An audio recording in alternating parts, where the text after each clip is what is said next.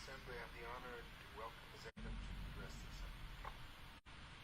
Secretary General of the United Nations Guterres, Excellencies, distinguished delegates, I am with Your Excellencies in this distinguished assembly, a privilege made possible by peaceful democratic transition following free and fair elections in Kenya on the 9th of August 2022. Elections that not only stand as testimony of the universal power of democracy, stability of African peoples, to invest in stronger nations and a secure future, robust institutions, effective constitutions, and the impartial administration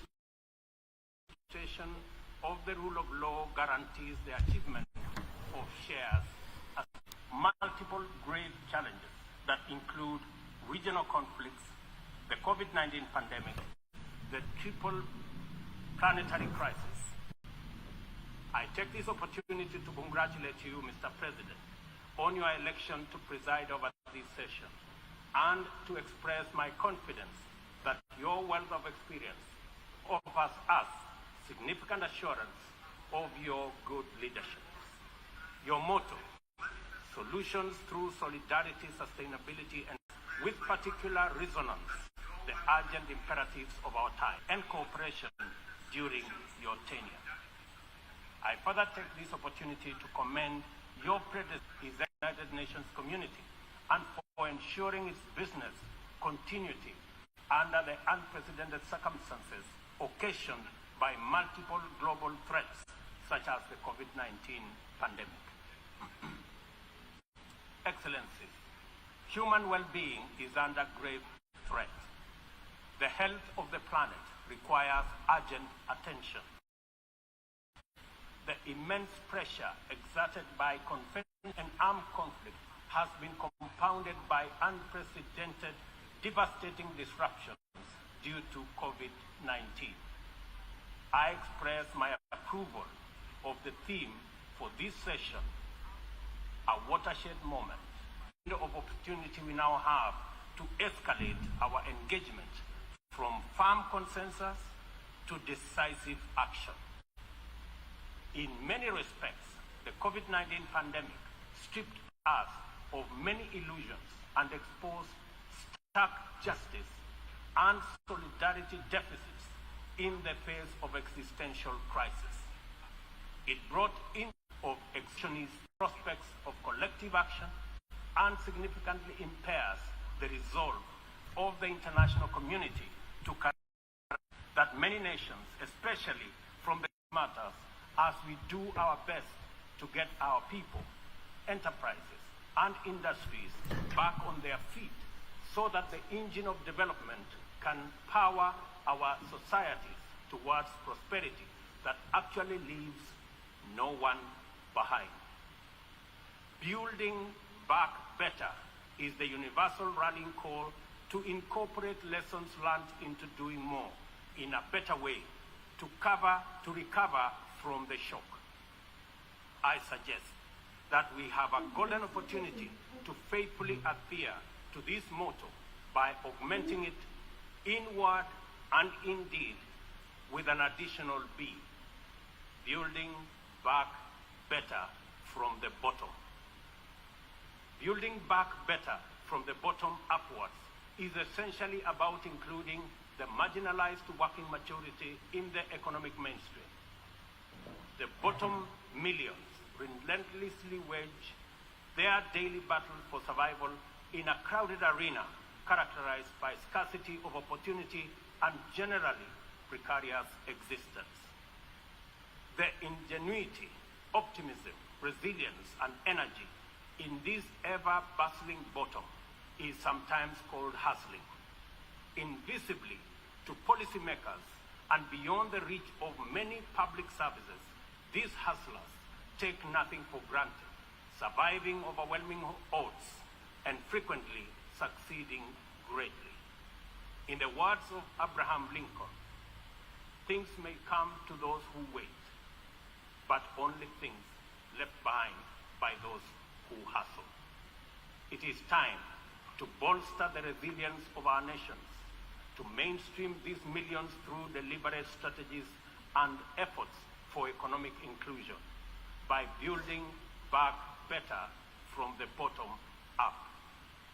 The interlocking challenges of conflicts, triple planetary crisis, and the global food crisis have impeded our momentum and obstructed our focus on achieving fundamental transformations towards sustainable development. In the Horn of Africa region, severe drought and disruption of supply chains due to the COVID-19 pandemic, as well as the Russia-Ukraine conflict, have left us food insecure, and consequently, we have been constrained to repurpose our strategies to prioritize drought and famine relief, insulating education and disruption, and improving social protection and healthcare systems to secure the well-being of our people. Many countries now bear witness to the unsettling phenomena of rivers, canals, and water reservoirs that are drying up on account of droughts and heat waves occasioned by climate change. Kenya is no exception. The northern arid and semi-arid rangelands of our country have been gravely impacted by drought, whose severity has not been seen or experienced in 40 years. 3.1 million residents of these atolls are now severely food insecure on account of scarce rainfall over 3 consecutive seasons, leading to poor crop and pasture. This unprecedented confluence of intensely adverse events has exacerbated water scarcity and starvation, worsened by rising food prices, thus complicating Kenya's roadmap towards delivering good quality of life to our citizens and hindering the progress to achieving SDG number 6 and SDG number 2. Severe drought has affected not only the Horn of Africa and the Sahel regions, but continues to devastate many others, including Asia, Europe, and the Americas. If for no other reason, the fact that we all are in this together must strengthen the case for concerted efforts across continents. With this in mind, I call on member states and all relevant stakeholders to demonstrate strong political will and showcase effective cooperation by supporting the most affected countries financially, as well as through sharing land restoration and climate change adaptation technologies. It is through collaboration to expand inclusion that we can attain a new paradigm in multilateralism. The latest report of the Intergovernmental Panel on Climate Change reminds us that we cannot afford to waste another moment debating the merits of doing something vis-a-vis doing nothing. It will soon be too late to reverse the course of events, and then even the best possible interventions will not suffice. As leaders, every day is an opportunity to expedite our efforts to confront the triple planetary crisis. It will be recalled that during the Stockholm Plus 50 meeting, which Kenya had the honor of co-hosting with Sweden, there was consensus from states on the need to act urgently in addressing environmental impacts. Given this agreement, it is deeply concerning that little progress has been made in respect of the needful actions. It is time to collectively contemplate urgent measures needed to implement high-priority actions required to contain ongoing disruptions as we deliberate on long-term implementation approaches to be undertaken. I fully agree with the Secretary General's memorable statement that, and I quote, "We have a rendezvous with a climate disaster," end of quote. I add that we must not be taken by surprise. If indeed forewarned is forearmed, this is our opportunity to mobilize with tremendous urgency and take action at once. Excellencies, The agricultural sector has an important part to play in reducing the severity of climate change. A number of practices have a bearing, positive or negative, on various dimensions of the environment. Investing in modern agricultural technology is therefore one important avenue towards tackling prevailing environmental changes. Kenya is responding through substantial investment in climate-resilient agriculture. At the core of our 10-year strategy for agricultural sector growth and transformation are 9 flagships. They include the registration of farmers to direct incentives, improving farmer practice through customized extension services, monitoring of emergency food reserve stocks using digital food balance sheets, and the use of early warning systems to monitor food supplies and market prices. Agriculture remains the bedrock of the development of many nations and will thus, and I quote, "Without action now, the global fertilizer shortage will quickly move into a global food shortage," end of quote. We are, and numerous other public services have become increasingly reliant on digital access. The world needs greater investment in the development of ICT infrastructure, accompanied with policies that support innovation and increase acquisition and deployment of technology.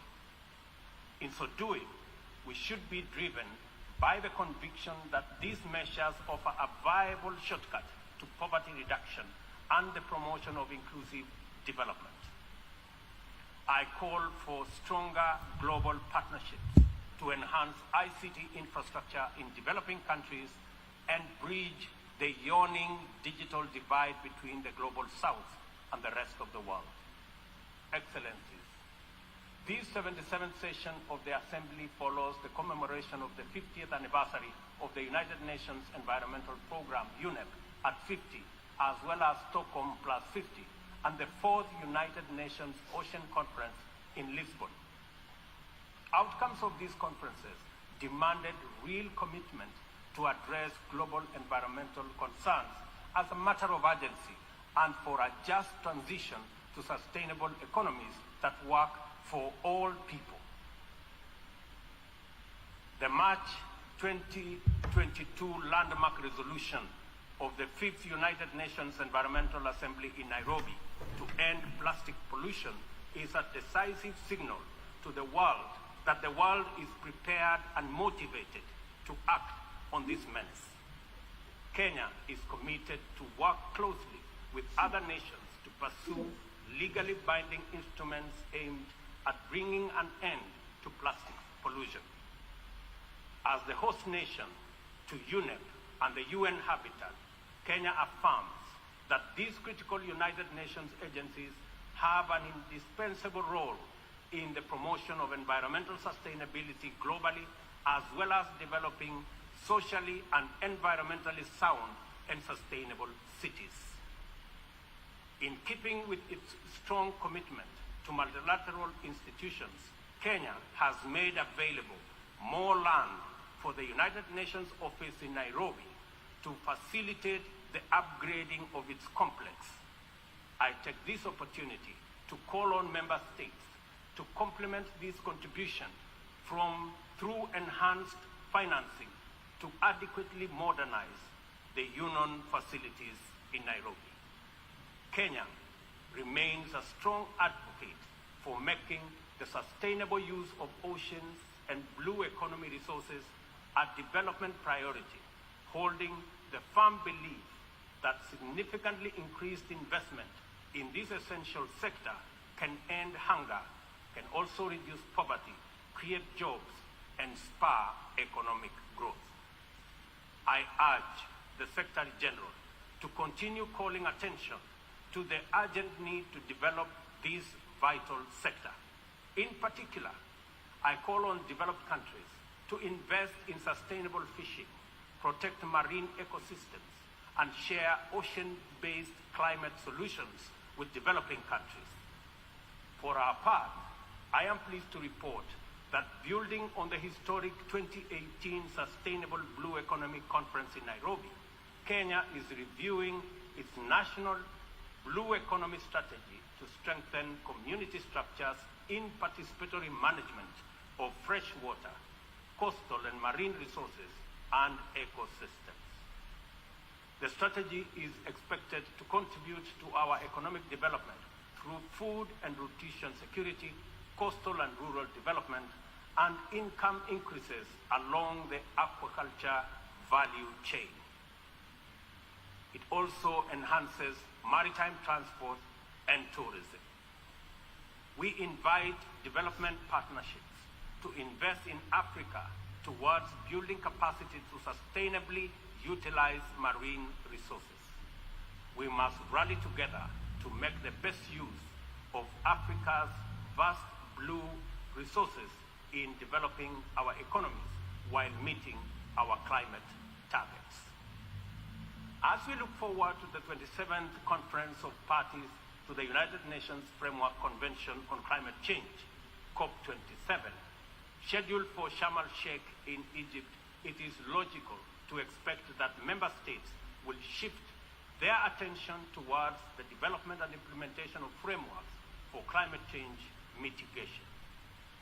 Accomplishment of pending actions by member states is essential for the implementation work that lie ahead. I therefore call upon all of us to urgently deliver on all commitments made towards climate change financing. On this matter, it is critical to emphasize that we are running out of time.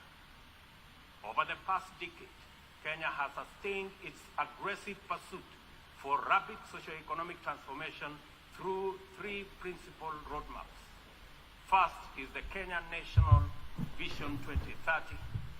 Second, the formal long-term blueprint aimed at transforming Kenya into a newly industrialized, upper middle-income country, providing high quality of life to its citizens in a clean and secure environment by 2030.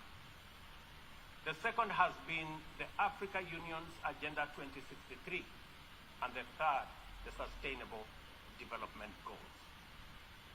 Kenya looks towards tapping into a variety of resources to catalyze the achievement of these interlocking and mutually reinforcing objectives. The disruption and ensuing crisis due to COVID-19 pandemic compelled us to diversify our focus into new interventions, including economic stimulus program, a COVID-19 economic recovery strategy, and a COVID-19 socio-economic re-engineering recovery strategy, all aimed at mitigating the adverse impacts of the pandemic. I confirm that we have done the best of everything we could in the circumstances. Nevertheless, it is not enough. Kenya and the rest of Africa, like other developing nations, are in need of greater international partnership and cooperation to avert economic crisis in the wake of the pandemic. Developing countries, being heavily burdened by external debt servicing, run the risk of losing development gains due to the shocks inflicted by the pandemic and associated disruptions. I call upon global financial institutions and the international community to take urgent measures and release all existing financial instruments to provide much-needed additional liquidity and secure better fiscal space for developing countries like Kenya to enhance social investment, support climate change adaptation and mitigation, and address security needs and resolve development financing challenges.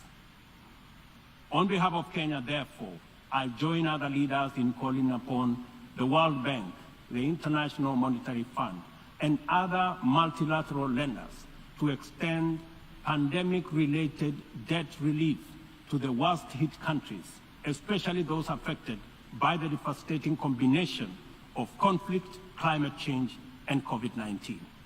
Furthermore, I urge the G20 to extend and expand the scope of the common framework to suspend or reschedule debt repayments by middle-income countries during the pandemic recovery period. At this point, I would like this distinguished assembly to take a moment and consider the peace and security landscape, a landscape currently beset with multiple challenges, yet abounding with considerable opportunities.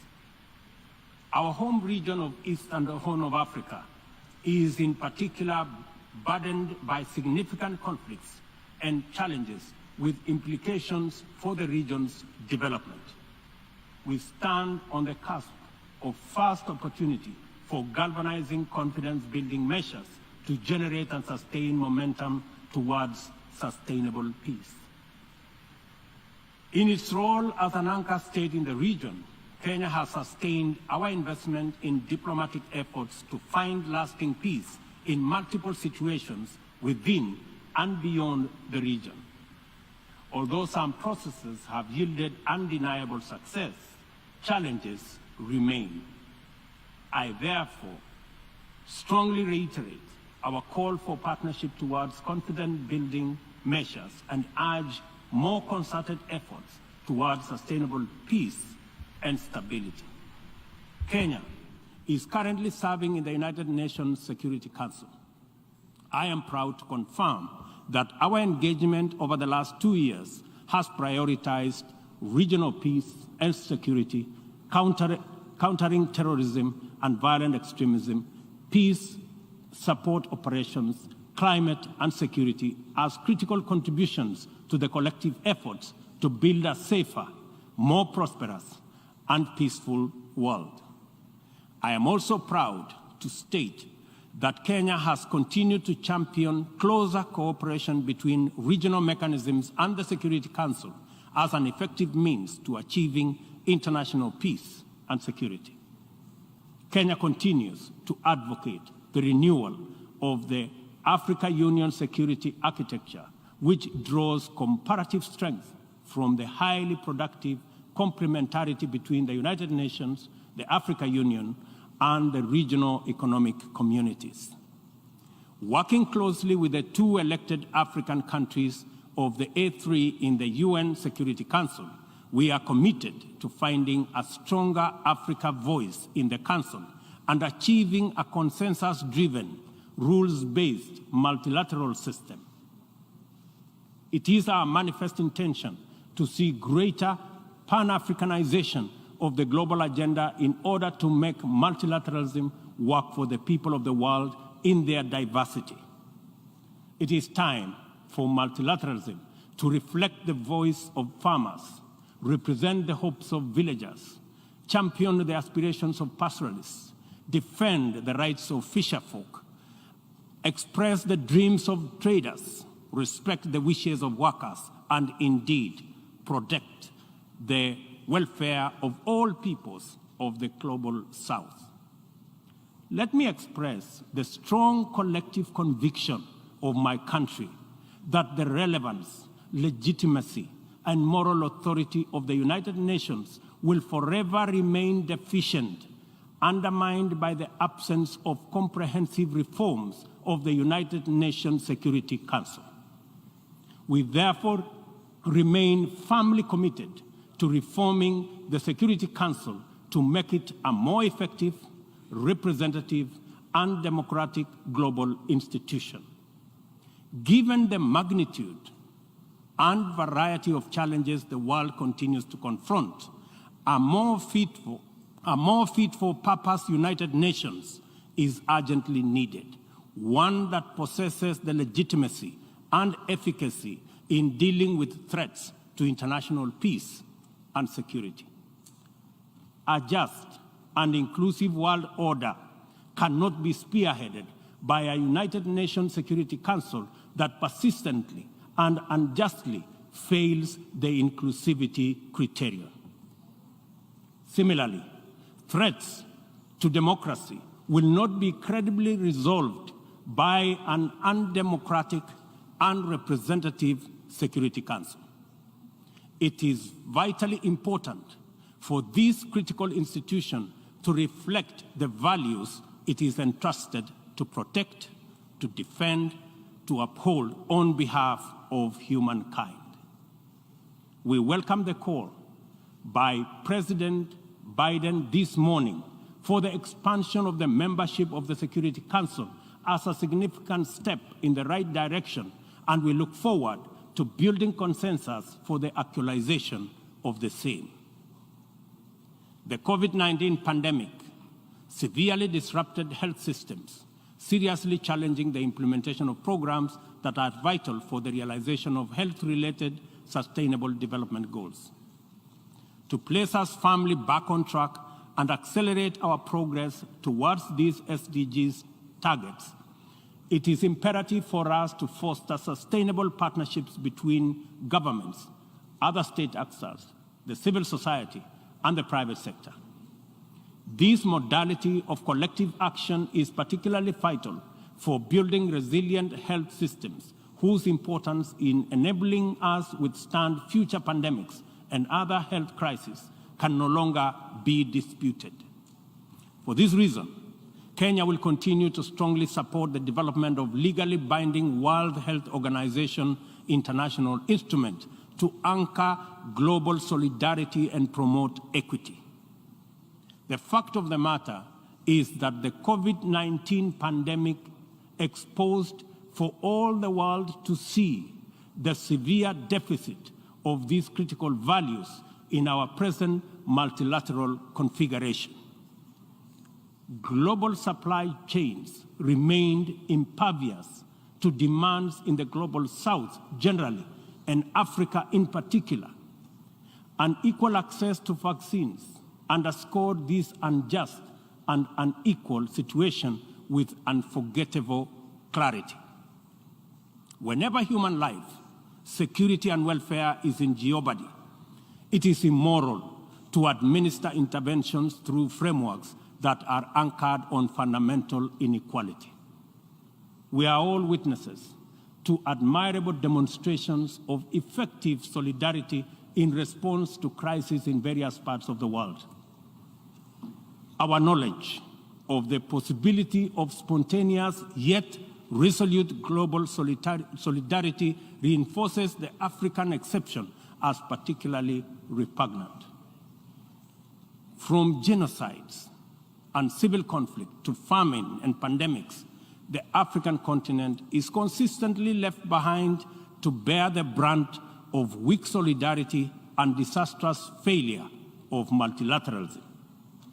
History indicates the last time Africa was the focal point of strong and effective multilateralism and multilateral consensus was during the Berlin Conference of 1884-1885, and the character of the ensuing interventions casts a long shadow to date. Not to put too fine a point to it, the failure of multilateralism during crises which relegate the people of Africa outside the cycle of moral consideration and normalizes humanitarian neglect and other casual injustices are failures of humanity. Nothing about Africa, and I say nothing about Africa or its people makes it acceptable for this type of failure to persist in this era. And we have an urgent moral duty to do better, and to right this wrong. For decades, Africa has borne the brunt of three epidemics: the HIV, tuberculosis, and malaria.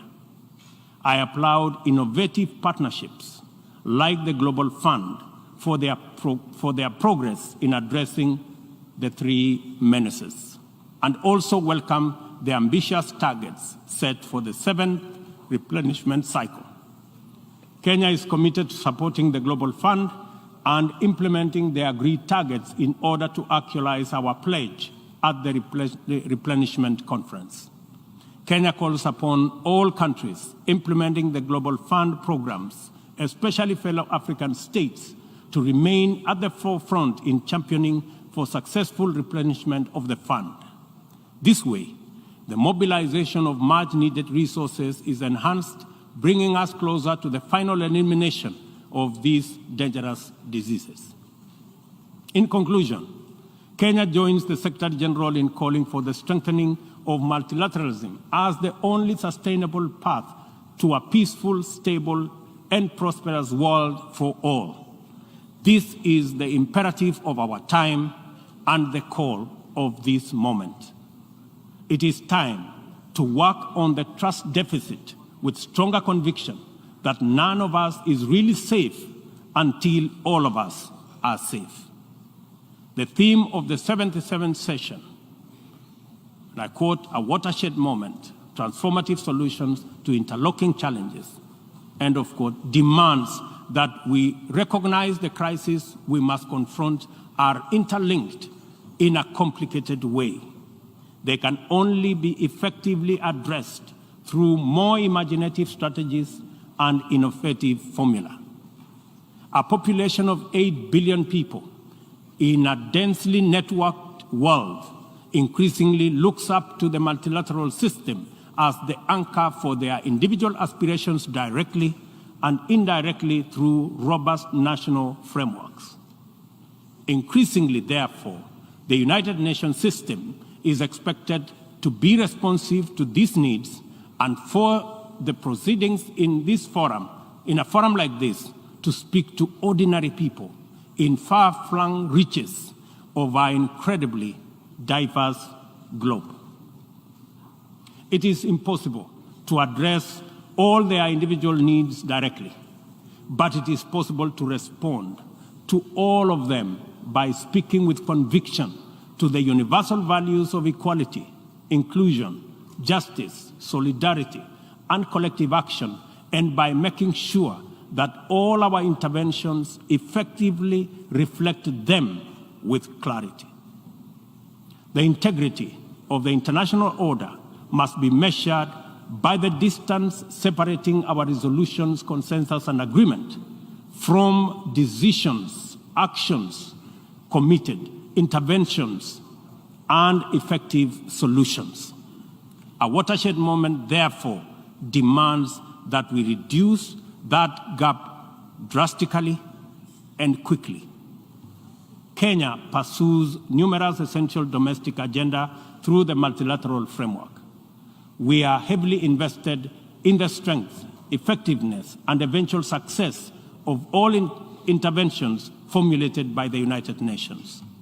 It is important that the output of this and other similar fora achieve immediate resonance in the minds and lives of our youth still seeking opportunity to express and actualize themselves, our farmers working to feed nations, our Juakali entrepreneurs striving in pursuit of success in the informal economy, and our professionals who formulate policy, implement strategy, and monitor service delivery in public and private sectors.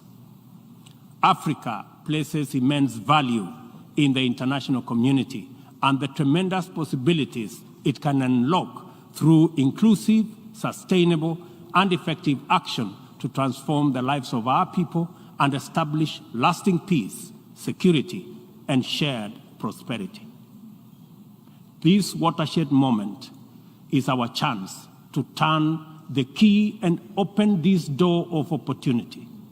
We can make progress in addressing the triple global threats and liberate ourselves from the shame of past failures of multilateralism. At this watershed moment, we must not only choose, but also act decisively to bequeath our children and their children a greener, safer, healthier, and more abundant earth. Let us do it together, inclusive.